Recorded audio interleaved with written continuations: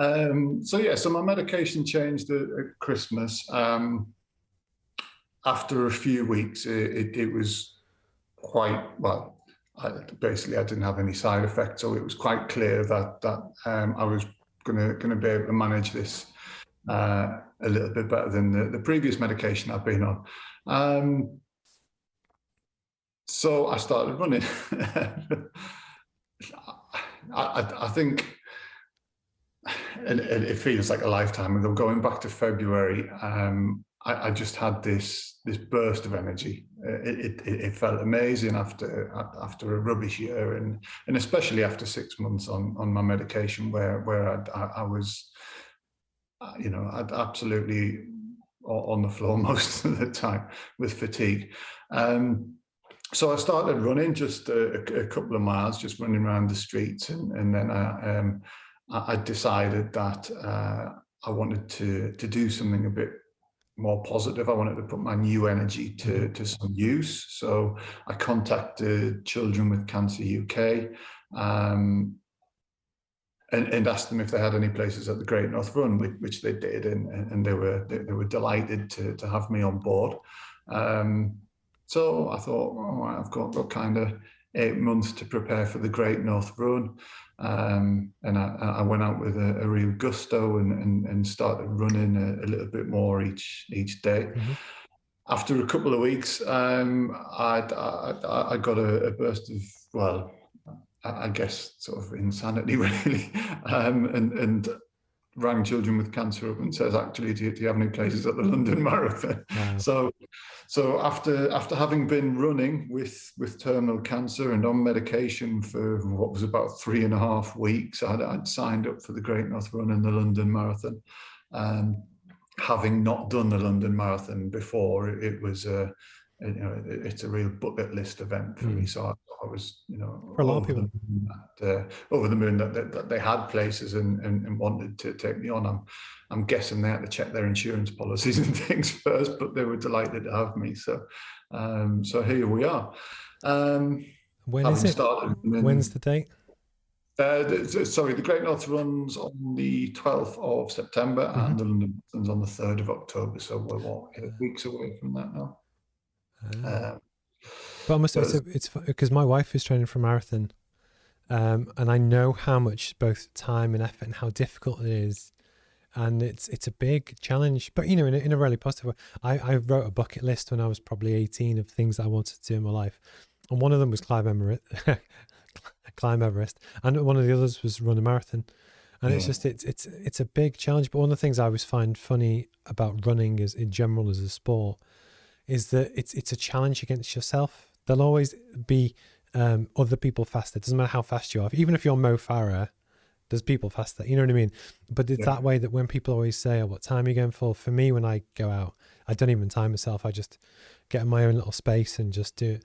Yeah. So in terms of when you've actually, what's the aim of, you're obviously trying to raise money at the moment. What's the target?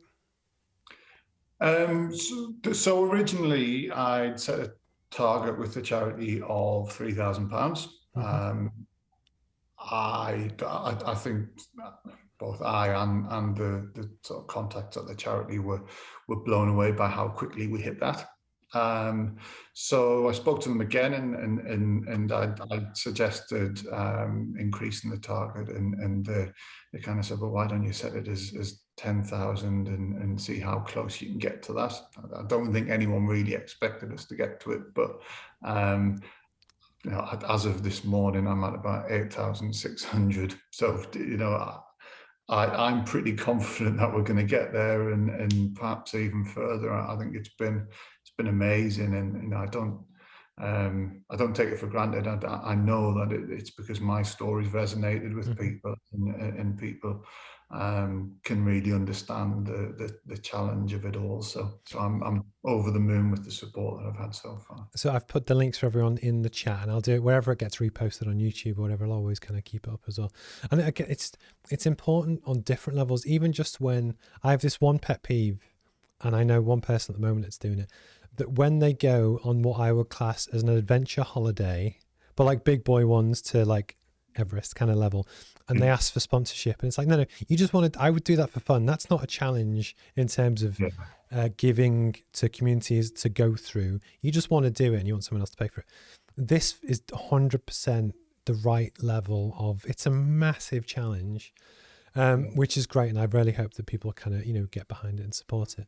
But then, likewise, have you found, has running actually, you said you had a burst of energy in your kind of fitness levels, but actually almost has doing more exercise increased that? Has it helped? Have you found?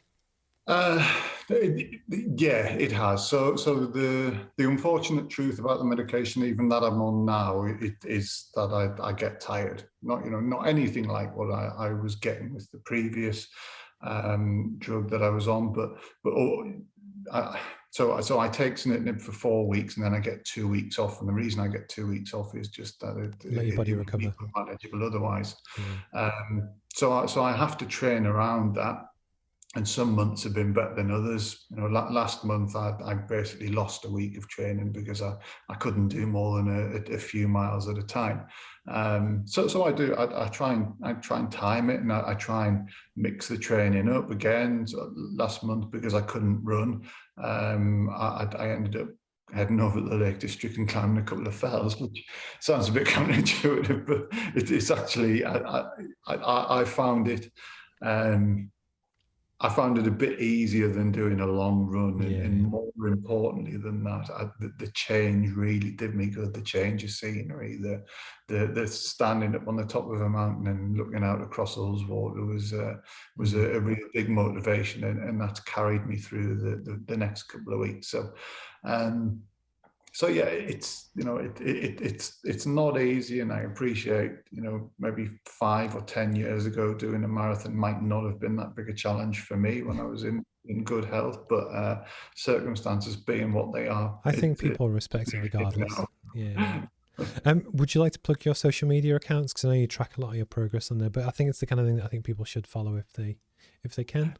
Yeah. So the easiest thing to do is look for me on Twitter or Instagram. It's the same handle. It's at got the gist of it. So GOTTHEGISTOFIT, and there you go. So my brain's addled with the medication these days, and I can't spell things. Well, to be honest, I've Um, noticed. I think it's an age thing because just in the past like 2 months, I find I muddle my words a lot more than I used to. And I think it's just an age thing. I'll be honest. yeah, I've given up on trying to correct myself anymore. I think people are letting me off with it now. Yeah.